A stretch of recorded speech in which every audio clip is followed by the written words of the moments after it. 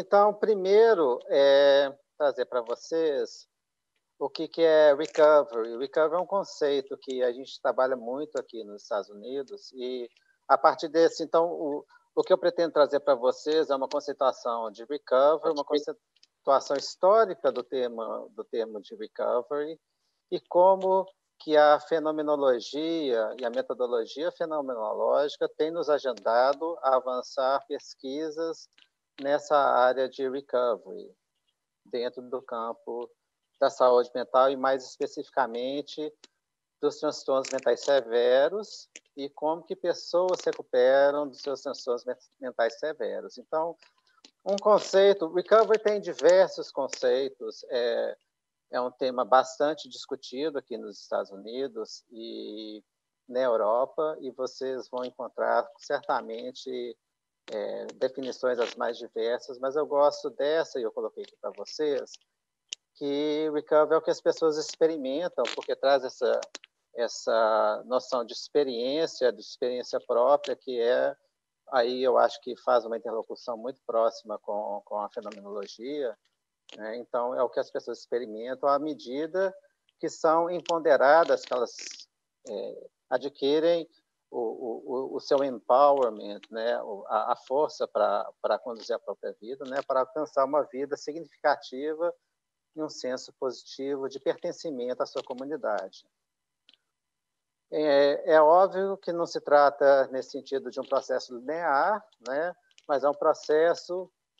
individualizado, construído por cada pessoa. E é justamente aí nessa interface da individualidade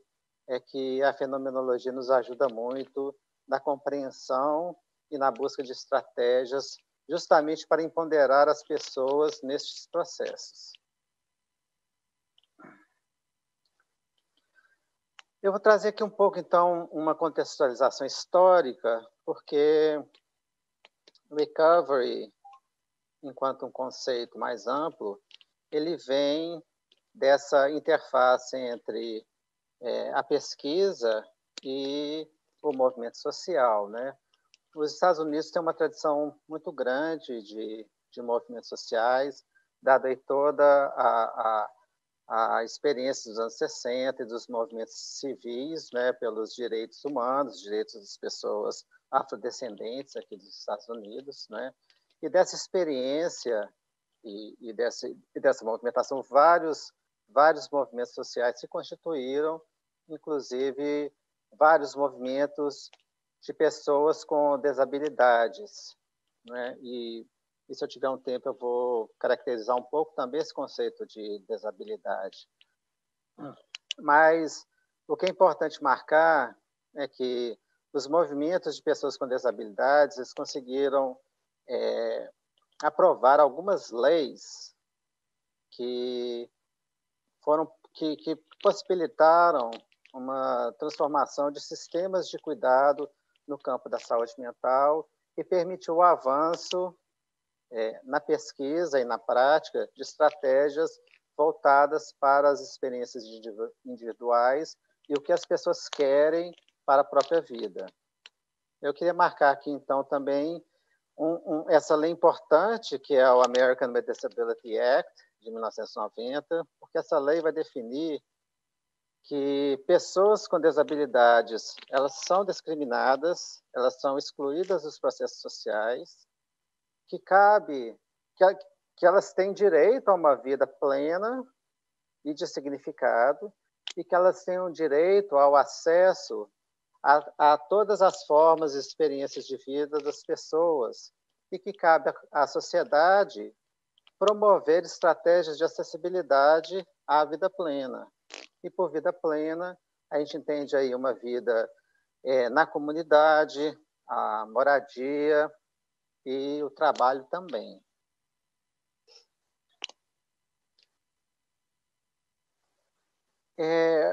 Esse movimento social que buscou a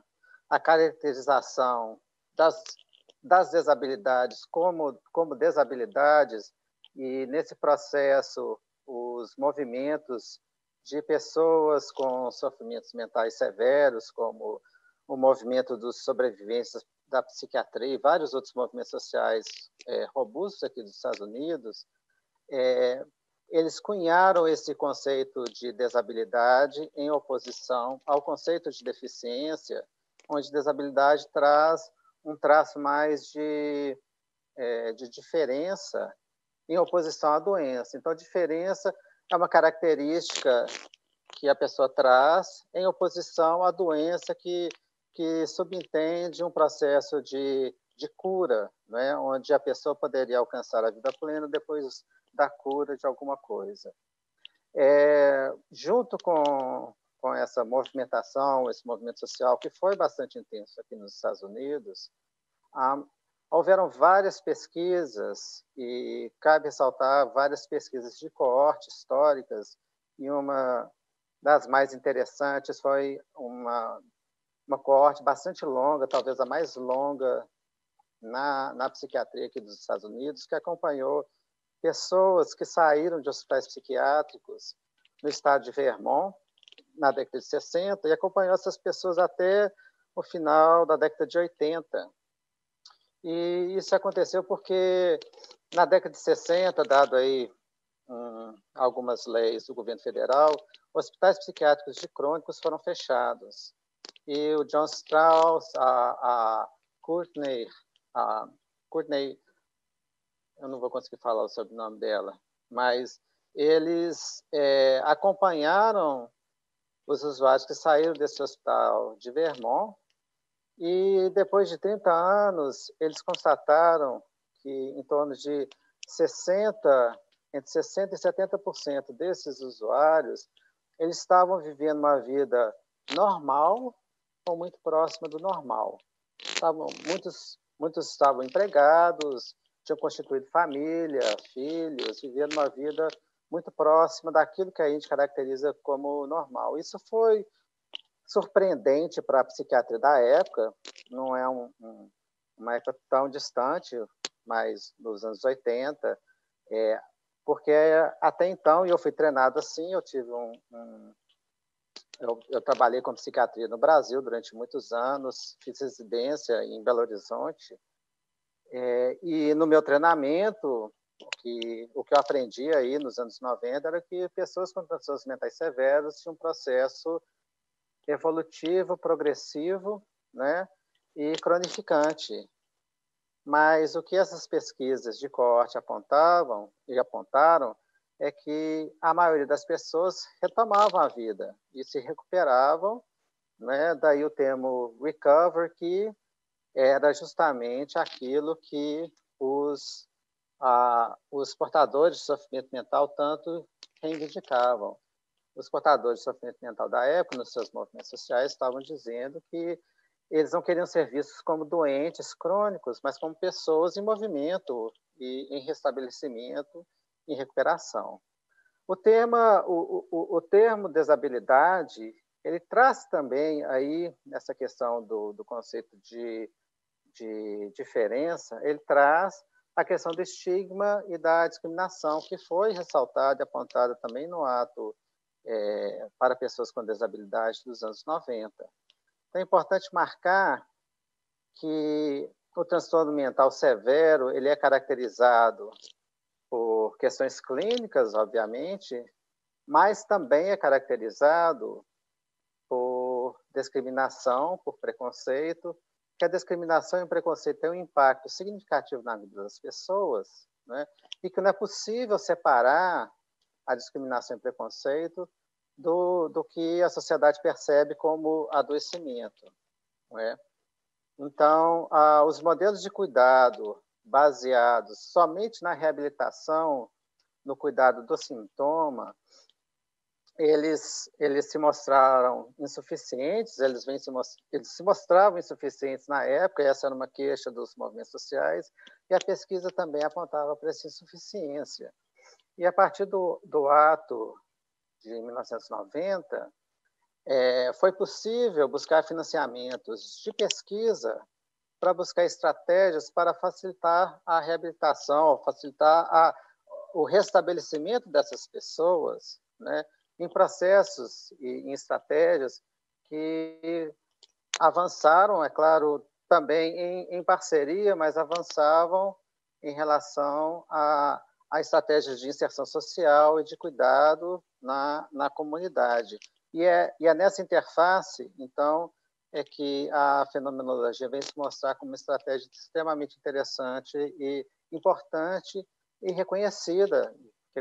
pelas agências de fomento de pesquisa aqui dos Estados Unidos. Eu passei, então, pelo conceito de desabilidade, não é? E marcar de novo essa questão da diferença, onde o termo deficiência, e essa era a crítica dos movimentos sociais, é que o conceito de deficiência é um conceito que aponta muito para o aspecto biológico, físico, não é como se a desabilidade fosse somente um processo orgânico. Mas a gente sabe que algumas desabilidades elas são mais marcantes do que outras e traz aí necessariamente uma conceituação sociológica, social, e isso é importante na busca dessas estratégias de restabelecimento.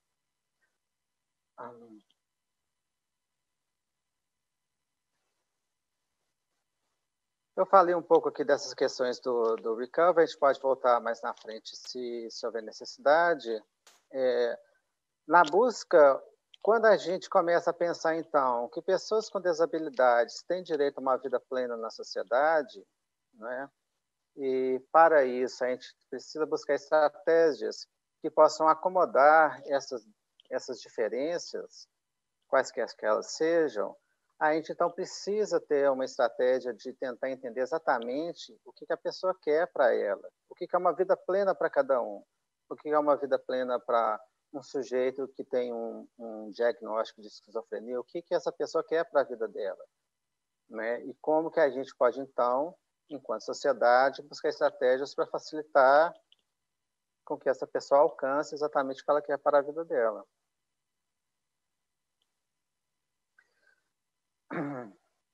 Então, na questão da pesquisa e dessa interface com a fenomenologia, enquanto metodologia de pesquisa, a gente vai trazer essa questão do conceito de indivíduo, de self, da experiência única, da experiência do sujeito e da caracterização dessa experiência na busca de estratégias para uma vida plena, né? A gente, então, caminhou, e o nosso grupo de pesquisa tem uma tradição longa nessas estratégias de pesquisa participativa de base comunitária, de envolvimento de pessoas com história de sofrimento mental severo nos processos de pesquisa, em todas as fases da pesquisa, na definição do objeto de pesquisa, na definição da estratégia para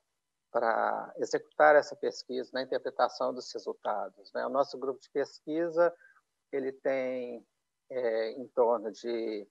30 pessoas, né, onde uma grande parte dessas pessoas tem uma experiência de vida de sofrimento psíquico e usam essa experiência de vida justamente na construção e na interpretação das pesquisas que a gente executa no nosso programa. Uma colega, né, que faz parte do nosso grupo, ela cunhou essa frase que é bacana, né? Se você quiser saber sobre o livro, você pergunte ao autor. Então, se você quiser saber sobre a experiência de sofrimento psíquico, você tem que perguntar para a pessoa que está passando por aquele sofrimento, né? E é justamente nesse diálogo com a pessoa que experimenta, que experiencia o sofrimento psíquico, é que a fenomenologia vai nos ajudar a buscar um entendimento, buscar uma compreensão daquela experiência, não é? A insuficiência da metodologia quantitativa, obviamente, se coloca, e hoje a principal agência de fomento de pesquisa dos Estados Unidos, o NIH, ele tem claro que as pesquisas de base exclusivamente quantitativas que elas são insuficientes na construção de estratégias efetivas de cuidado em saúde e na implementação dessas estratégias. Eu vou marcar aqui que nos últimos 10 anos o NIH tem ressaltado muito essa questão, porque é uma agência grande que investe muito dinheiro em pesquisa e o que eles conseguiram, o que eles estavam vendo é que muitas pesquisas que demonstravam a eficácia e efetividade de uma estratégia de cuidado em saúde, para além do campo da saúde mental, de saúde de uma maneira geral, a grande maioria dessas estratégias elas não eram implementadas, porque não basta apenas demonstrar efetividade, mas a implementação ela envolve a interação com o ser humano, ela envolve a participação do ser humano, e se a gente não leva em consideração a experiência subjetiva do indivíduo naquela nova estratégia de saúde, fica muito difícil implementar e as agências de financiamento de estratégias de cuidados acabam recorrendo às estratégias mais tradicionais, não é? Então, Mark, hoje, 4 minutos. Ok, perfeito. Hoje, então, o NIH ele dá muito valor para o que a gente chama de metodologia mista e para pesquisa chamada pesquisa pragmática, envolvendo pessoas comuns da sociedade. E nessas estratégias, a gente tem usado com muito sucesso a fenomenologia na interpretação dos dados qualitativos, que são fundamentais para a gente entender o resultado, né, de uma estratégia para conseguir qualificar a efetividade dessa estratégia e buscar formas de implementação dessas estratégias. Então, nos últimos 20 anos, a gente tem usado a análise fenomenológica como principal método de interpretação dos dados qualitativos das nossas pesquisas, e o nosso grupo tem mais de 1000 publicações. O Larry Davidson, que é o diretor do programa, ele tem mais de 400 publicações em artigos, em revistas científicas reconhecidas, dezenas de livros, então eu coloco esse número, não é um número só para mostrar um valor de importância, mas para justamente marcar o reconhecimento dessa metodologia e a aceitação dessa metodologia pela comunidade científica. Nas nossas a gente usa a metodologia fenomenológica para análise de dados qualitativos, né, onde a gente busca na estratégia mais tradicional, vou passar aqui, obviamente, não há como ter tempo de escrever completamente a metodologia, as formas que a gente faz, mas de uma maneira bastante breve, né, a gente busca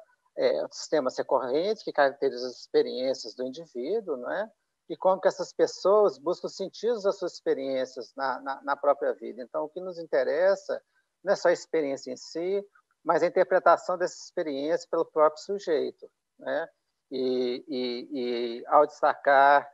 esses temas recorrentes, a gente então consegue construir uma interpretação do resultado daquela própria experiência.